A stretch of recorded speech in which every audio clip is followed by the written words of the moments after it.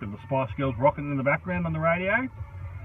Awesome. Haven't heard this song for a long time. So people have been messaging me and asking how we're going here with our Sydney lockdown and wishing us all the best. So I'll just give you a quick update. Taking the dog for a walk this morning. There he is, young Lewis, pushing 15 years of age. Got to get him out to stretch his little old legs. Taking him out for a walk this morning. There's absolutely nobody out. It is just like a ghost town where I live. So finally people are starting to get the message and not go out. I was here 2 weeks ago in our stage 2 lockdown, which is pretty similar, but now you're just only allowed to go out at one person at a time and that sort of stuff. So they've tightened up on the restrictions. But previously you were still supposed to be only going out for exercise and essential stuff. And I was here 2 weeks ago in that stage 2 lockdown and it was packed. There were families everywhere. It was absolutely ridiculous. I just thought to myself walking around that day, this thing's going to explode because no one's paying any attention.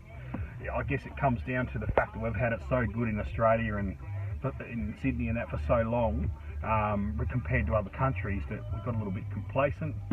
But now, here we are, stage 3. And I was at my local shop yesterday picking up a couple of things, and I did my scan in with my phone, and then put my mask on, and in I went.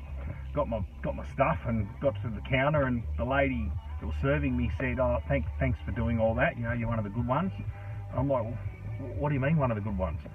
And she said that there was a guy there about half an hour before I turned up that refused to wear his mask, refused to scan and sign in, and she said, "Well, you can't come in." Then he cracked the shits and left. And I'm like, "Well, dude, it's people like you that are keeping us in this lockdown. So just do the right thing, for God's sake."